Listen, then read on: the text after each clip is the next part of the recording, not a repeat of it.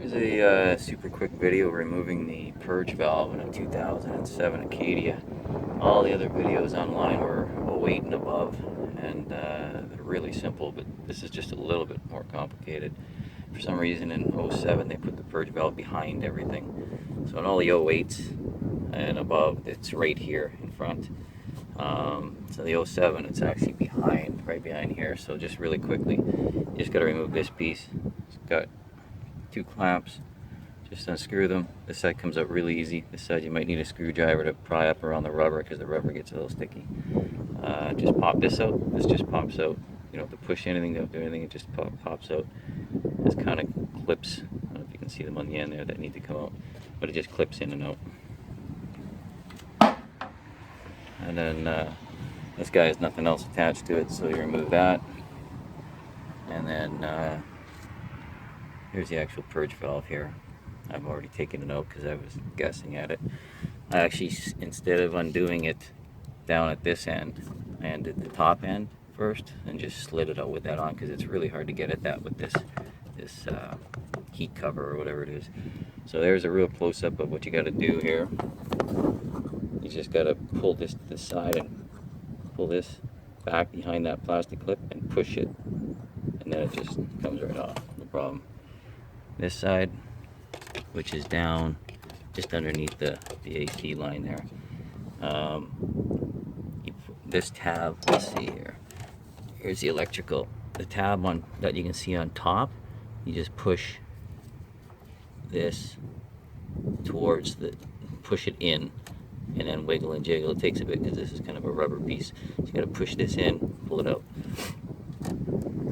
and then now that we have it off, this is the same connector as the other side here.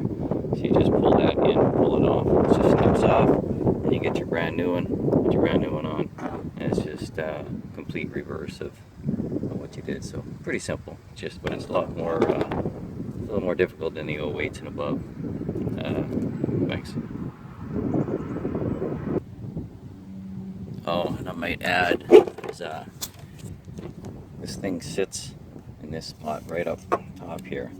It slides into a little bracket, so you don't have to undo the bracket. There's a little 10mm bolt down in here that holds the bracket on. You don't have to undo that. It just slides off, and I don't know if you can see it. This thing with the rubber piece around it, the rubber actually slid off. I think it's supposed to stay on the purge valve. It just slides off that bracket.